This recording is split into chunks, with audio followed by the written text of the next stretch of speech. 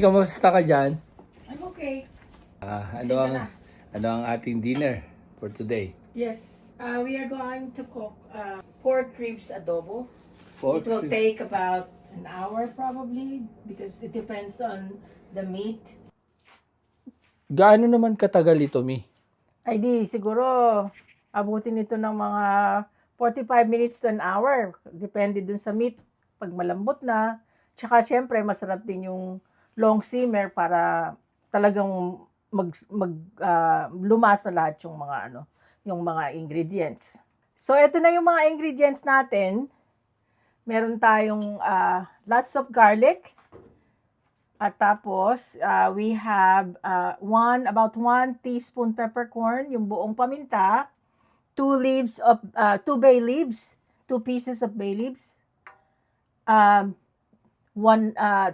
cups of soy sauce, and 1 cup of vinegar. And also, we have ground pepper. So, umpisa na po tayo. Tara po, at simulan na po natin panoodin. Dapat ako po magluluto ngayon. Dala po na pagigising ko lang po. Yun po talagang plano po kung pagluluto ko na po sana kayo ng adobo, pero sa susunod na po ako mag-aadobo. So, medyo, we are going to saute it, not burned, just cooked. So, pwede na natin siyang ilagay. Ang ginagawa ko po, isinosate ko muna po sa bawang ang meat. So, ilalagay na po natin ng meat.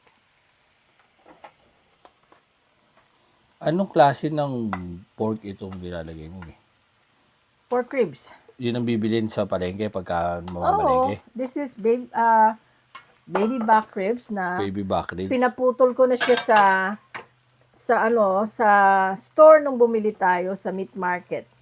So, and then of course, hinugasan na natin siyang mabuti. Tapos, binalian natin para yung pagka medyo, sometimes yung meat kasi medyo malansa pagka so we try to clean them very well. So, ayan, papaikot-paikutin lang natin. So, ayan, baliktarin lang natin. We turn over the meat para madikit din siya sa garlic. Because we need the meat and the garlic to marry. So, para yung lasa talaga ng garlic makuha niya. So, ang gagawin natin, we are going to leave it for about maybe 20 minutes hanggang lumabas 10-15 minutes hanggang lumabas yung mantika nung meat. Yun ang gagawin natin. So, Nga, gigisahin mo sa sariling mantika. Iba yun. Yeah. Pwede na yan. Pwede mo na rin sabihin Pwede yun. gamitin yun. So, ngayon, tatakpan muna natin siya and we'll wait for another 20 minutes. By that time, lumabas na yung mga mantika niya and then we are going to add the other ingredients po. Ayan po mga kabrosis. At mga 10 to 15 minutes daw po ito. Tsaka balikan na lang po natin. Ayun po mga kabrosis. 10 to 15 minutes pa po pala ang ating hihintayin. Habang naghihintay po tayo, tara po at humigop po muna tayo ng mainit na kape. Ayan po, pakulo po muna tayo ng mainit na tubig para po dun sa ating kape. Lagay na po natin yung mainit na tubig. Ayan po. Ayos. Habang binubrew po yung ating kape, i-check na po natin yung niluluto ni Mrs. Kung kamusta na. Kamusta na yung ating lagay ng adobo dyan. So, tingnan natin. Yung? So, ayan, medyo, na siya, lumalabas-labas na yung mga mantika. Ba? Ngayon, ang susunod po nating ilagay, pwede na po nating ilagay yung mga ibang ingredients. Yun muna pong toyo. So, 3/4 cups ng toyo po ito. So, medyo lalakasan po natin ng apoy. Papapakuluin muna po natin siya. Tapos, konti lang po. Sige po, tingnan na po natin kung kumukulo na po after na ilagay natin yung soy sauce. Ito pong karne pala, 3.3 pounds po siya. So 1.5 kilograms yun, ano? Mga ganon, oo. Kahusay natin sa math. Ayos, tuloy Oo. lang po. So, ngayon na kumukulo na yung soy sauce at nabaligtad ko na siya, yung mga meat niya. Ang ilalagay naman po natin ngayon yung pepper. Kung ingat ka dyan, nakakabahing yan. So, approximately po, 1/2 teaspoon. Yan. Ako po, mahilig po akong mag-approximate. So, halo po uli natin ng konti. Ganyan, para yung ating, Magmantika. tsaka yung kumalat yung ma-spread out yung pepper. Yung Ngayon, ang susunod po natin na ilalagay yung peppercorn. Ito po yung buong paminta. Mga po siya 1 teaspoon po. Depende rin po kayo kung gusto niyo ng mas marami. Pero for me, sa amin po, pang-flavor, ito lang yun habang kumukulo siya. Pagkatapos po, lalagay na po natin yung this is about 2 bay leaves. Ay, hindi po ako naglalagay ng masyadong marami kasi na-overpower po nung bay leaves yung lasa. So, pang-pa-flavor lang din po para neutralize po yung suka at saka yung toyo. So, ngayon, kumukulo na po siya. Lalagay na po natin yung suka. Ito po is 1 cup ng suka. yun. Ngayon, hindi natin po siya haluin dahil alam po natin yan. So, tatakpan po ulit natin. Magwe-wait po tayo hanggang hindi na natin maamoy yung suka or hanggang kumukulutan na talaga siya. So, it will take about, let's say, roughly, 5 or so minutes. So, hanggang pag binuksan ko to, when I open this, pag hindi na ko na po naamoy yung suka, tutuloy-tuloy na po nating papakuluan. Pero, ga-add na po tayo ng 1 cup boiling water. Pero tingnan po muna natin. Ayan. Maasim pa. Totoo po ba yun? Naniniwala po ba kayo mga kabrosis na ang suka ay bawal na bawal po kung hinahalo habang ito'y hindi pa luto? Paki-comment na lang po doon po sa ating comment section down below. Sige po. So ano na susunod? Tingnan mo nga kung kung wala nang amoy. Meron pa rin. Ang bango po talaga. Konti na lang. Check na po natin ulit. Buksin nga natin po. Ayan. Buksin po natin. Ayan. Amoy. Ayan. Amoyin po natin. Wala Yan. na. Medyo Pwede amoy na. suka pa. Amoy suka pa? Masim-masim pa. Konti na lang. Buti na lang, sakto-sakto. Marami ka rin nilalagay na paminta pala.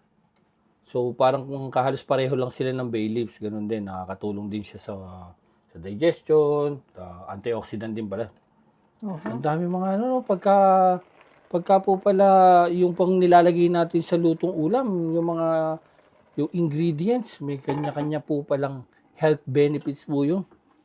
Pag po pala talagang pinag-uusapan. Nagkukwentuhan lang po tayo, hindi po ito isang medical advice o di po ako doktor. Ang tapang ng sukang na ilagay natin. Anong brand ba ng suka yan? Wag na. It's one of those commercial brands, Filipino brand na suka. Kayo po mga kabrosis, anong suka ang ginagamit ninyo pag nagluluto po kayo ng adobo? Please comment down below po, dyan po sa ating comment section.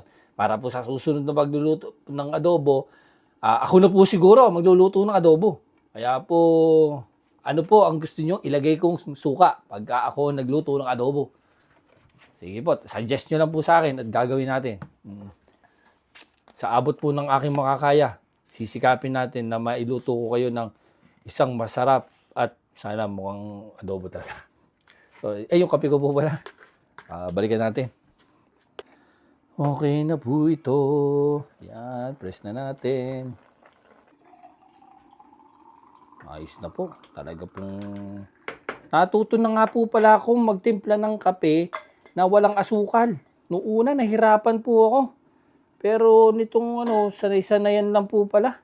Pagka nasanay ngayon naman po, di na ako sanay na may asukal ang kape. Mag-isang taon na po.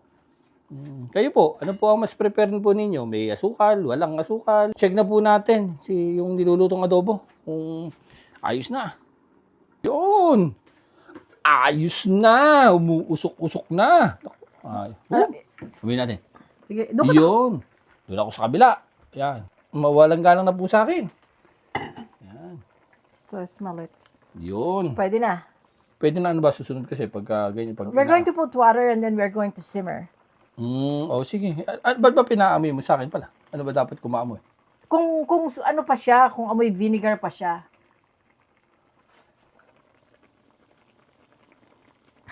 Medyo may amoy na suka, gano'n. Hindi mo Okay. siguro mawawala yun. Okay. So, ngayon po, pagka po ganyan na matapang yung suka, Lalagyan ng asukal? I put a little bit of yung brown sugar or white sugar is okay. Mga 1 teaspoon lang po para ma-neutralize po yung suka. Because this has been boiling for around 15 minutes already. So, I'm sure the vinegar is already cooked. Pero dahil maamoy yung suka, so, lagyan natin ng konting sugar lang naman. Tapos, haluin muna. Haluin muna natin siya. Yan. Ako magugustuhan ko yan. Mahilig ako sa matamis na ulam eh. I don't think na maglalasang Malasa masyadong yan. Kasi lang, konti lang eh. So ngayon po, ang gagawin natin, titikman ko lang muna po ng bahagyang-bahagya kung okay na po yung taste niya bago ko ilagay yung boiling water po. Okay na siya. Okay na. So, lalagyan ko po itong 1 cup of boiling water siya. Para madali po siyang mag-boil. Tapos, Yung po pala dapat boiled, hindi basta lang. hindi kasi yung boiling water, pag nilagay mo dito, kasi nagbo-boil ito eh. So, if you put the boiling water, siya, tuloy-tuloy na lang yung niya, yung pag-boil niya. Tama. So, ngayon, iiwanan po natin siya. Ang chichikin na lang natin every now and then. Kasi ang ngayon, medyo pakukulaan po natin, medyo lalakasan po natin para yung mag-abot po yung kanyang kulo. Kasi po, kailangan medyo lumambot pa po yung karne kasi hindi pa po siya malambot masyado. So, pakukuluin po natin siya ng siguro po, mga 30 minutes pa or 25 minutes. So, hihinaan po natin ang apoy, kasi kulong-kulo na siya. Hinaan po natin ng apoy para hindi po matuyo agad yung sabaw. Kasi, ito pong si Cabrosis, si Kaes, mahilig po sa may sauce. So, habang pinapakulo po siya, simmer lang po, mga 25 to half an hour. I'm sure malambot na po yung karne at talagang nag-mix-mix na po lahat ang spices, yung karne. So, everybody, not everybody, but all the ingredients, including the meat, already married to each other and so they taste really generally together. Maputol ko yung sinasabi mo na yun. Pangalawang beses ko nang narinig yun. Mga kabrosis, kayo ba? Napansin niyo po? Pangalawang beses ko na po narinig yung salitang Mary. Ano? Mary? Mary each other? Sa mga nababasa ko at saka napapanood kong sa mga cooking shows, the ingredients, they always say the ingredients should marry together. Ibig sabihin to blend together so that it will have only one uniform taste. Ayun. So, one uniform taste of all the spices and all the elements, including the meat. Pagka pinakulo mo sila, they will have one taste only. Actually, it should be blend. But, para maging maganda yung sound niya, they say the ingredients should marry and the meat should marry each other. The ingredients should be married with each other. So, it means it should blend Yan. together. Okay. Ganun, may natutunan na naman po ako, mga So, kabrosis. Ngayon, iwanan muna natin siya ng 25 to 30 minutes. By then, makikita nila na luto na, pakita natin sila na maganda na itsura niya, luto na. So, sige po. Ayun, at mga kabrosis, meron na naman po ako natutunan sa araw na ito. Kaya mainam po at nakakapakinig at nakakapanood. luto na po yung ating kape at tayo po makapagkape. Tingnan po natin sa labas. Check po natin.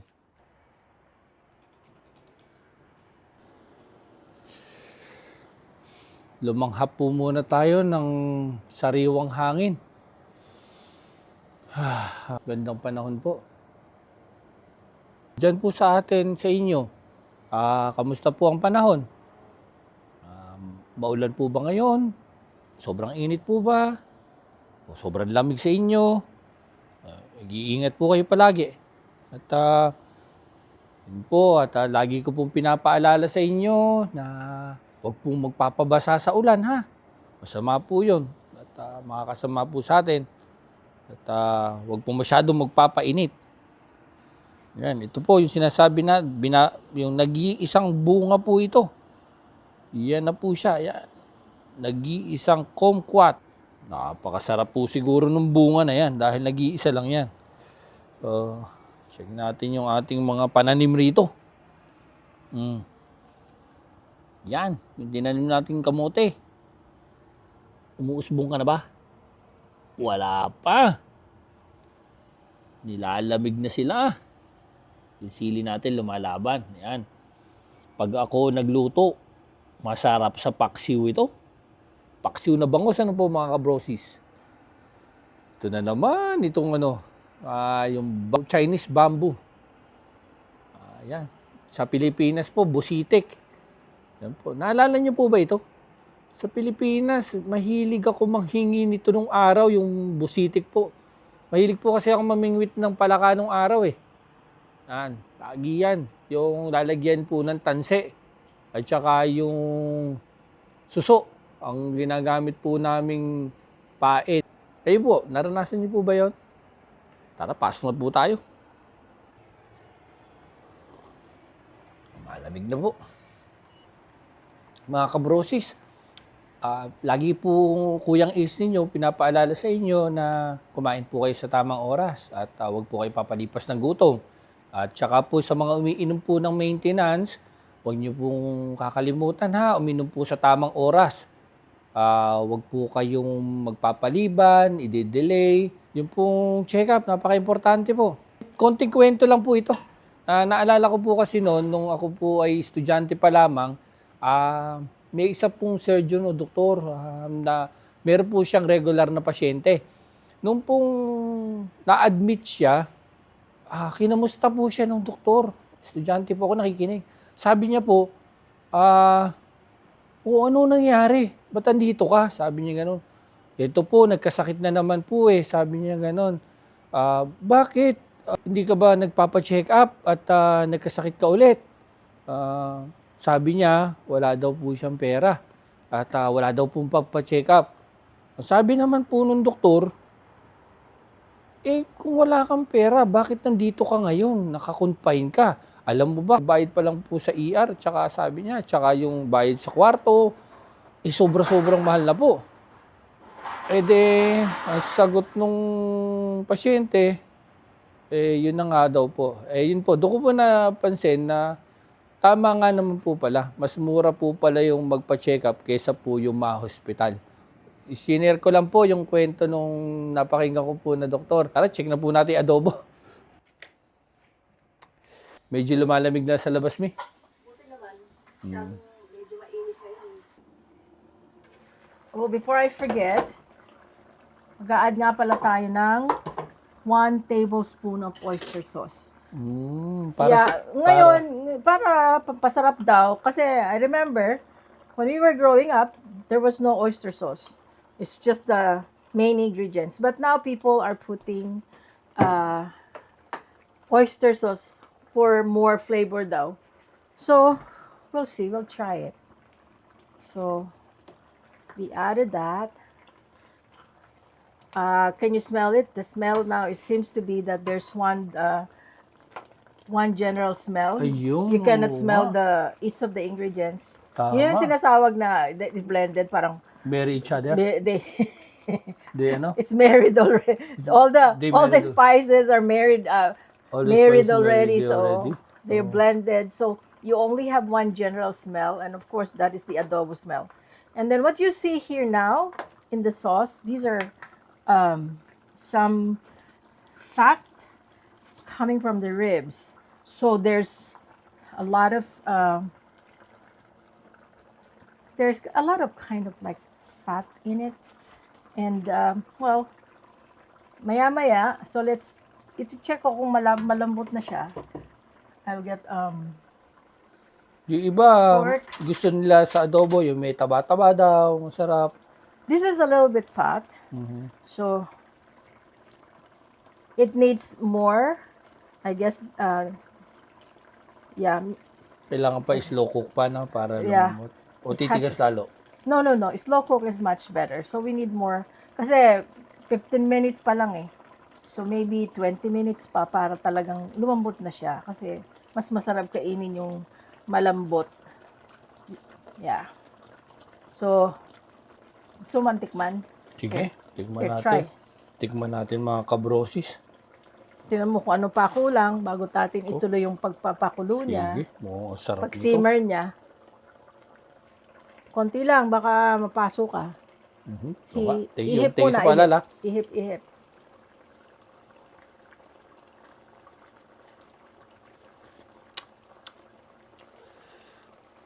Napakasarap.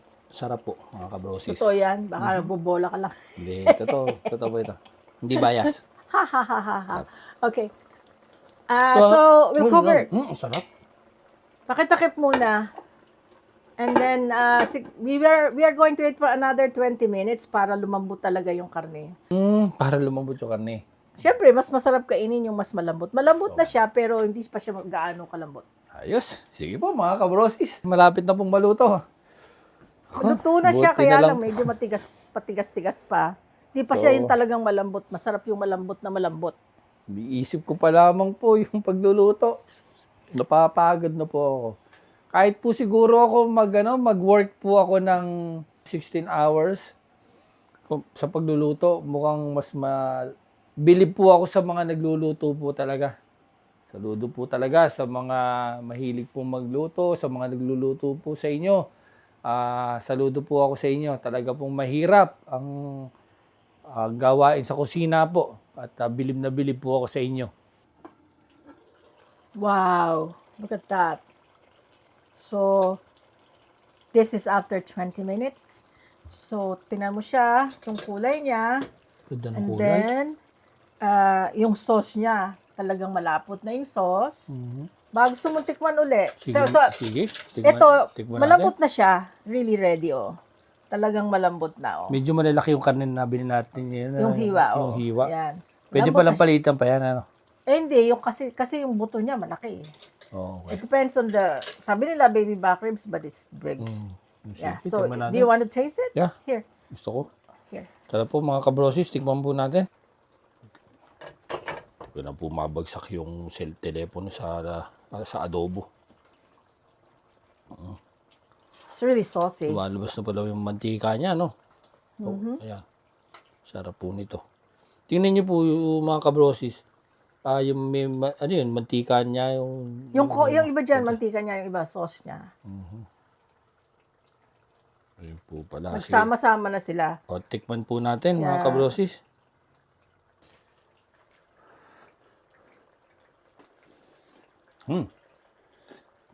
Ang lasa. Kahit mainit, ang sarap. Ba't nakapingit ka? Mukhang naaasiman ka. Hindi. Talaga. Oh, good. So, tapos na May tayo. paminta. Nakakuha ko paminta. Okay. Ulitin natin ulit, ha? Yeah. Yeah. Mainit po. Mainit po, mga kabrosis. Ay, ang sarap eh. Good. Ayos.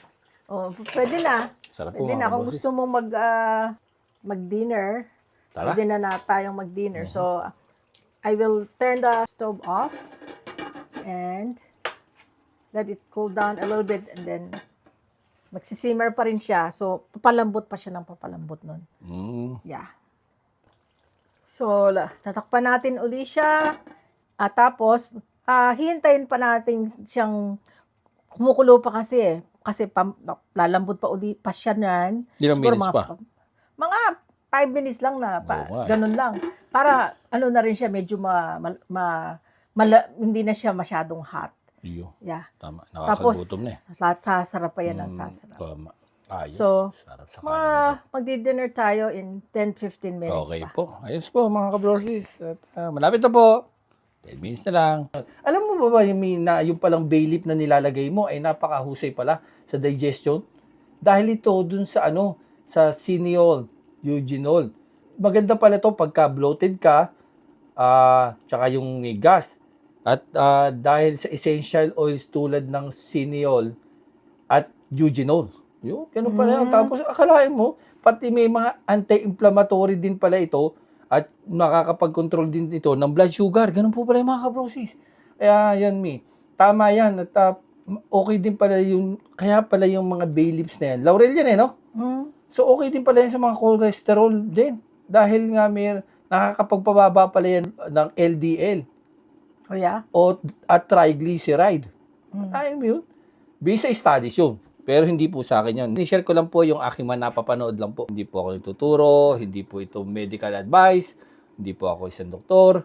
Nagkukwentuhan lang po tayo. Kinukwento ko lang po yung aming experience. Ganun ba tayo magdumi? Yung mga nababasa mo, especially ngayon, napakarami ng mga Kinukwento natin. maraming mga information scattered, circulating around. So, also Sige, tuloy na ba parang nabasa ko rin to na it's one of the biblical spices. One of the biblical spices din po pala ang laurel. Mga kabrosis, ready na po itong ating adobo. Ihahain na po namin at tayo magsasalo-salo na po. Nagmamantika po. Kaya mas masarap yung may konting mantika. Tsaka yung konting may taba. Oo. Kasi kung wala, parang siya, parang kulang. At lambot, Oo. I-check po natin yung ating mga laboratory. Kailangan alam po natin yung cholesterol level po natin. Regularly. Tara po at tayo po magsalo-salo na. Paalala lang po, ingat lang po tayo sa matatabang pagkain. Eat moderately po. Yeah, pwede naman kumain yan, pero moderation. Kain po ng taba with moderation po. Nung karne, with moderation. Sumahan ng gulay, Taba ganun. ng gulay. Yan. Okay po, tara po. Samahan natin ng prutas po. At para mabalanse po. Balanced diet. Dito na po muna natatapos ang ating video for today. Mag-iingat po kayo palagi. At stay safe. Have a blessed day po. See you next time. Kain po tayo.